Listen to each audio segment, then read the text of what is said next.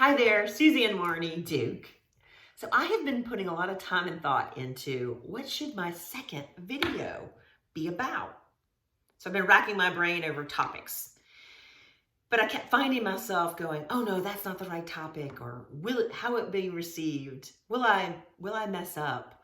Will the content be relevant? So finally it struck me, that's exactly what I need to talk about, is fear. Fear of failure, and how it inhibits our ability to be creative and to try new things, how it holds us back. So this morning, I had the chance to go to an improv session, and it was user experience improv led by Mike Corrigan. And it was a really great session, and it propelled me to go ahead and make this video. Because if you think about what improv is, it's saying yes to new ideas. Yes, and. So it's a combination of trusting the other people in the group, having empathy, thinking up new creative solutions, and putting it all together to change the story, to change the narrative. Fear is human, and it's been serving us well for hundreds of thousands of years. So if you think about our ancestors, they were most focused on, where am I going to get my next meal? Do I have shelter? And am I safe? And for most part, they had threats all the time. There might be a big, hairy threat around the corner. And so their amygdala would kick in. And it would say, okay, you either need to go fight that grisly threat and possibly have dinner, or flee. But the difference between then and now is they quickly either fought the big hairy threat or they fled, and then they quickly returned to what they were doing. So now we live in the age of abundance. We still have amygdalas, we still have fear, but it's not necessarily about survival, and it doesn't necessarily go away quickly. So now that we live in the land of abundance, how do we keep fear at bay so we can continue to be creative and problem solving? Because what actually happens when we're in a state of fear is our brain shrinks because it's focused on fight or flight.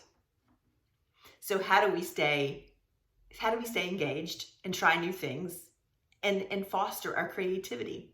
So regardless of what your fear is from or what's driving your fear professionally, you could be a startup and worried about the customers that you're going to support. And do you have the funding to invest in your business? You could be a professional that's looking for advancement, but worried and concerned about raising your hand for the next opportunity. Or how about somebody who's been working for many years and ready for retirement and concerned about what does that mean for me in the future and what kind of legacy will I lead? So for me, most of you know, I was in corporate America for a very long time.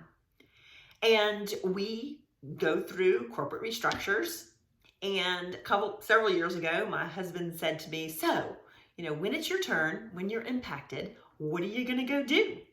And I said flippantly, well, I'm going to go paint velvet Elvises on the side of the road. Well, the reality is I wasn't going to go paint velvet Elvises on the side of the road. But to my friends and colleagues, that started to represent finding your why, finding your purpose. And what are you good at? What do you like to do? And how can you uniquely contribute? And for me, it was about creativity. How can I put more creativity back in the work that I do and in my personal life? I truly believe that everyone is creative, regardless of role, regardless of whether or not you believe you are or not. It just takes practice. So for me, I've been really trying to take the steps to be more creative, because I know that some of the greatest inventions and problem solvers of our times are also some of the most creative and take the time to be creative. So number one is I recommend, or things that I'm trying for myself, is take the time to be creative. Take the time to think. We're always going and we're running. So I try and set aside time each day to do something either creative or to learn something new. Number 2, be playful and stay curious. And bring others along on your journey. Think about being kids on the playground, or after school, or the weekends, and the different adventures that we would have, the imagination that we had. We were not in fear. We weren't concerned about some of the things that we have in adult life. So be more childlike. Number 3, and I think probably the most importantly, believe in yourself. Know and trust your intuition, and say yes more to creative ideas. So in closing, be confident in your value, know your strengths, and have the courage to bring your most creative self every single day. I look forward to hearing your Velvet Elvis stories.